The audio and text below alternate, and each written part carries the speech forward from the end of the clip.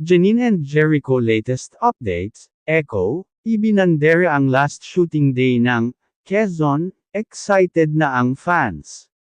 Jericho Rosales proudly shared on social media ang kanyang last shooting day para sa inaabangang historical film na Quezon, at hindi lang mga fans, kundi pati ang special someone na si Janine Gutierrez ay todo suporta sa kanyang milestone.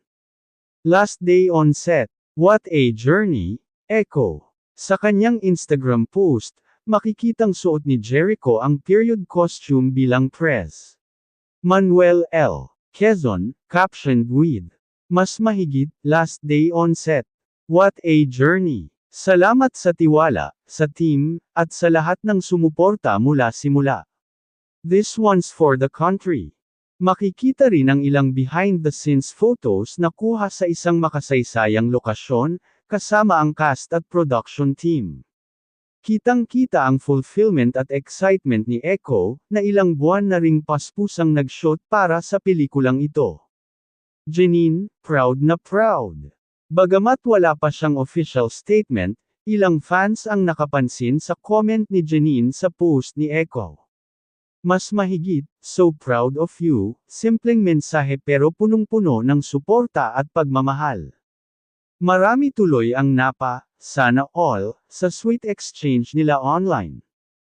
About the film, a tribute to a national hero.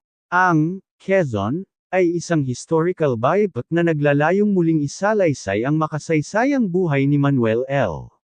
Quezon, mula sa kanyang mga diplomatic strategies hanggang sa personal na sakripisyo para sa bayan. Si Jericho Rosales ay pumasa sa masusing training at research upang bigyang hustisya ang papel, mula sa wikang Kastila, kilos, at accent, hanggang sa damdamin at prinsipyo ng isang tunay na leader. Echo's transformation, walang biro ang role na to. Mas mahigit, isa ito sa pinakamahirap at pinakaimportanteng papel na ginampanan ko, ani Jericho sa isang interview. Hindi lang ito pag-arte, kailangan mo talagang maramdaman kung sino si Quezon, para maipakita mo kung gaano siya kaimportante sa kasaysayan ng Pilipinas. Fans are hyped, Oscar level. Sa comment section, sunod-sunod ang reaksyon ng netizens. Mas mahigit, grabe ang dedication ni Echo. Oscar level acting to for sure. Jericho Rosales as Quezon. Sold. We're watching. Congrats, Echo. We're proud of you. At syempre, go #Jer9. Abangan na sa mga sinehan.